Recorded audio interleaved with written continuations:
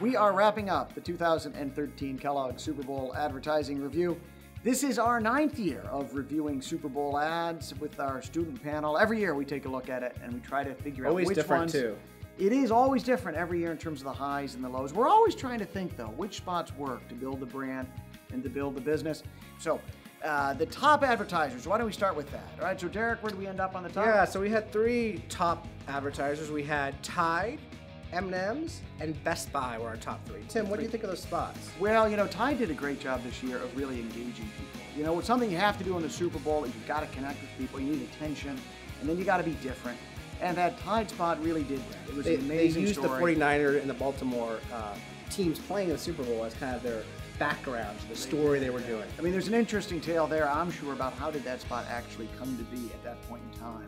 I also this year really liked that Best Buy spot. I mean, I thought they did a nice job there with good branding. They said something about the product and the service experience. They did a nice job, I think, also. Yeah, and they're in an industry where it's tough, right? Because they have to fight online purchase options, so they're coming away and saying, look, we've got service. And so I also thought that was, you know, a bold effort by them. Exactly right. Now, at the bottom of the list, this year, 2 spots of note. One, a spot from BlackBerry, another, a spot from GoDaddy.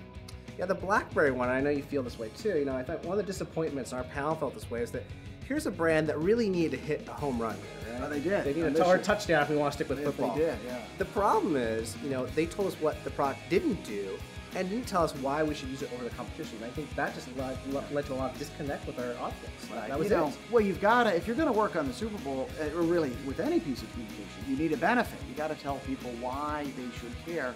You need branding and benefit. The branding wasn't great, and the benefit really was absent. So unfortunately, they fall way down. And I also know, you know, GoDaddy, we see them down towards the bottom of our list quite frequently. That's true. But Tim, you know, what was your take on them this year? Why are they back in our bottom set? Well, this year they had that pivotal moment with the kiss, and their spot was so poor. So you have a beautiful woman and a clearly less attractive individual. Somewhat, yes. I think kissing for quite an extended period of time, close up. A little bit too long. Right. And I think the problem there is actually one of amplification. You know, there is a strategy, I think, behind that. The problem is what people take away, what they remember is that rather awkward kiss. And then I think that leaves people with not the feeling you want to leave them with. It's less brand focused, too. You don't remember if the brand is the hero. You saw some of our top spots. Exactly right. So a few other interesting spots to think about this year. Anheuser-Busch and Budweiser, I think, is really a spot to think about. I happen to really love that Clydesdale spot this year. It was a great spot. I mean, I think every year I look forward to seeing what Budweiser's going to do in terms of their equity bill, where they talk about the Clydesdales, the tradition. And I think this was another one where, of everything that brand ran, that was the one that really hit it home. Well, and it was interesting what happened in the numbers there, because that ad on its own scored very high. I think that might have been the number 3 spot overall. What happened though is, of course, we rate advertisers, not it's the brand. If you're going to have 7 insertions, you've got to do it consistently. So, one other one that was interesting to watch, of course, was what Chrysler did with their 2 very long spots. One for Jeep, and then the other one for Dodge.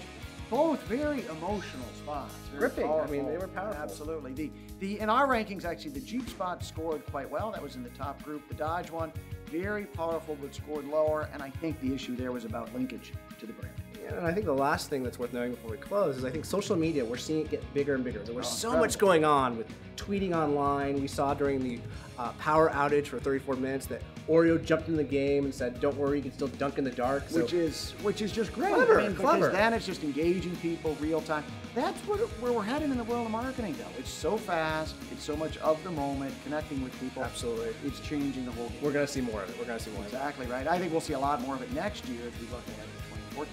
So with that, thank you for joining us for this year's Super Bowl ad review at the Kellogg School of Management. We look forward to seeing you next year.